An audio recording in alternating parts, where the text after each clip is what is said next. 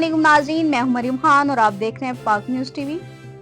जंग से इंतहाई अफसोसनाक खबर शामिल करते हैं हमारे नुमाइंदे मोहम्मद शफी खान, ब्यूरो चीफ जंग की रिपोर्ट के मुताबिक थाना मोचीवाला के इलाके चक नंबर 175 जीम बे कोड़ी दी झोंक में रिश्ते के तनाज़े पर मुनव्वर वल बेरबल मोहम्मद अमीन उर्फ मीना वल मोहम्मद अशरफ बलोच ने फायरिंग की, जिससे 5 साला बच्चा अकील अहमद मौका पर जाँ बहक हो गया।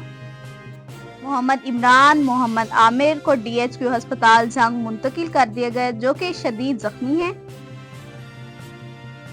हुसैन अहमद अलाइड अस्पताल फैसलाबाद में सीरियस हालत में हैं।